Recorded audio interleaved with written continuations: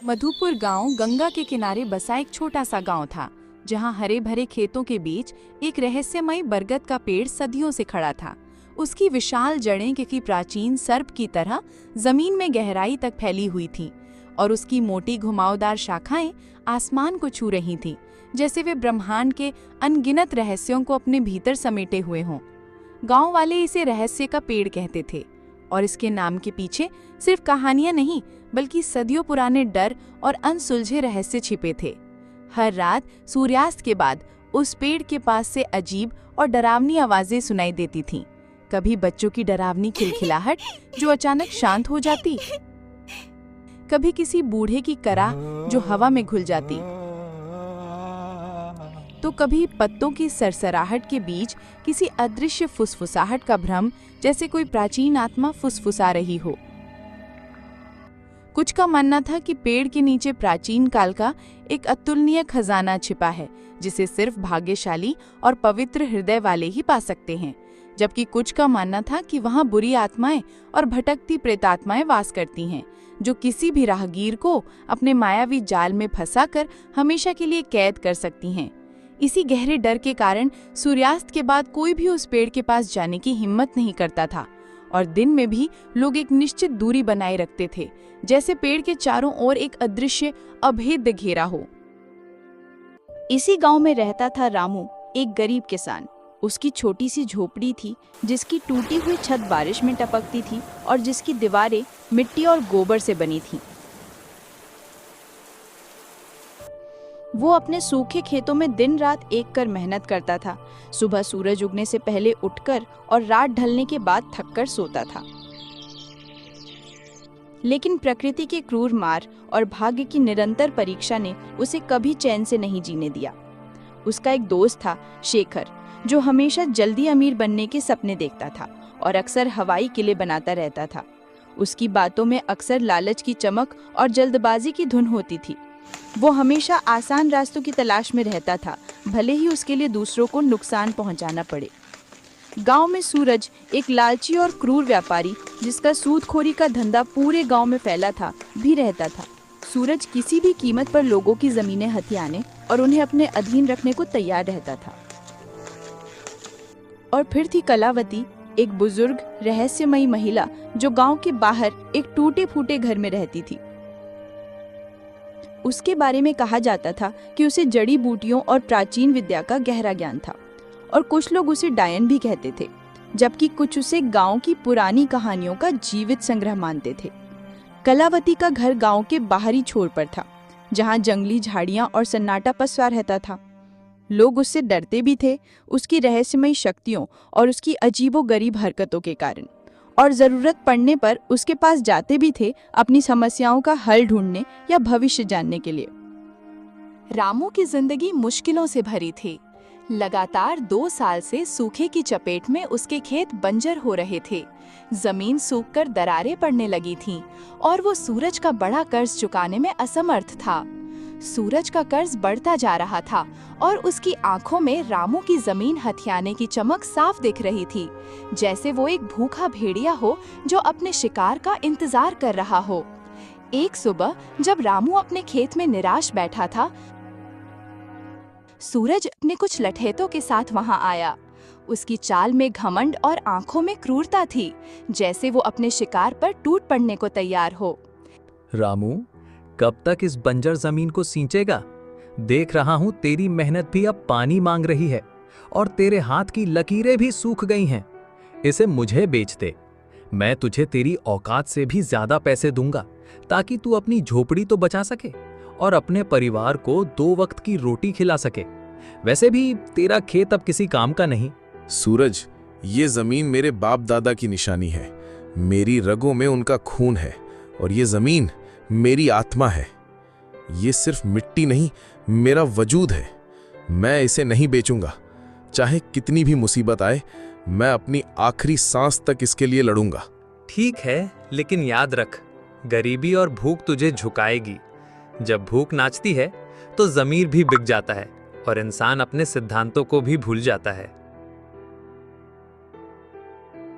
वह अपने लठैतों के साथ चला गया, लेकिन उसकी आंखों में एक अजीब सी खतरनाक चमक थी, जैसे उसने कोई बहुत बड़ी गुप्त योजना बना ली हो।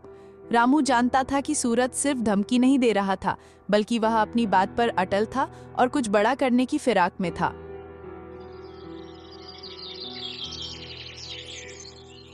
उसी शाम रामू अपने दोस्त शेखर से मिलने गया। शेखर हमेशा जल्दी अमीर बनने की नई नई योजनाएं बनाता रहता था, चाहे वो गांव में चोरी छिपे जुए का अड्डा हो या जंगल से दुर्लभ जड़ी बूटियां निकालने की बात। उसकी हर बात में एक छिपी हुई स्वार्थ की गंध होती थी और वो हमेशा दूसरों का फायदा उठाने के मौके तलाशता रहता था। रामू, सुना है ना, रहस्य के पेड़ के नीचे एक पुराना खजाना छिपा है। गांव वाले सदियों से यही कहते आए हैं और मुझे लगता है कि इस बार ये सच है। मुझे एक पुराना नक्शा मिला है जिस पर कुछ अजीब प्रतीक बने हैं। अगर हम उसे ढूंढ लें तो सारी गरीबी खत्म, हम राजाओं की तरह रहेंगे। तू अपने खेत को सोने से पाट सकेगा और मैं एक बड़ा महल बनाऊंगा जिसे देखकर दुनिया हैरान रह जाएगी। शेखर, ये सब गांव वालों की बनाई कहानियां हैं, सिर्फ डरने के लिए। कौन सा खजाना? और उस पेड़ के पास तो भूत प्रेत का डर है। तूने खुद कितनी कहानियां सुनी हैं? उस पेड़ के बारे में हर कहानी खून और शाप की बात करती है। डरने की क्या बात, अंधविश्वास है सब।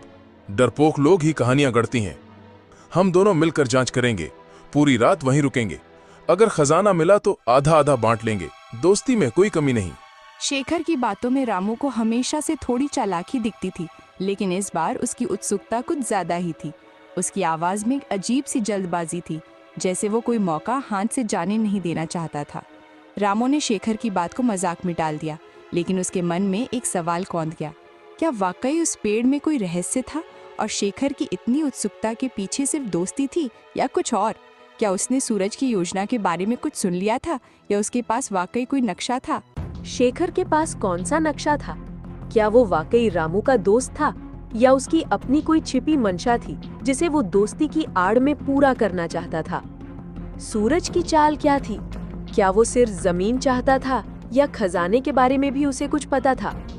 क्या शेखर ने सूरज की बात सुन ली थी और वो पहले खजाना पाना चाहता था? अगले दिन गांव में एक अजीब सी अफवाह फैली। कहा गया कि कलावती, वो बुजुर्ग रहस्यमयी महिला जिसने कई दशकों से गांव से दूरी बना रखी थी, ने रहस्य के पेड़ के बारे में कुछ देखा था। एक सपना, एक दर्शन या शायद कोई प्राचीन भविष्यवाणी जो सदियों से छिपी थी। रामू और शेखर दोनों ही उत्सुकता से भरे उसके घर गए। कलावती का घर गांव के एक कोने में था, जहां सन्नाटा पसरा रहता था और चारों ओर सूखी जड़ी बूटियों की तेज अजीब सी गंध फैली हुई थी। उसके घर की दीवारों पर अजीबोगरीब नक्शे खुदे थे, जिनमें पुराने प्रतीकों और तारों की चाल का जिक्र था, और कोने में ताड़ के पत्ते पर लिखी जीर्ण शीर्ण पोथियां और प्राचीन किताबें बिखरी पड़ी थीं। हर चीज रहस्यमयी और पुरानी लग रही थी, जैसे वो किसी और समय से जुड़ी हो।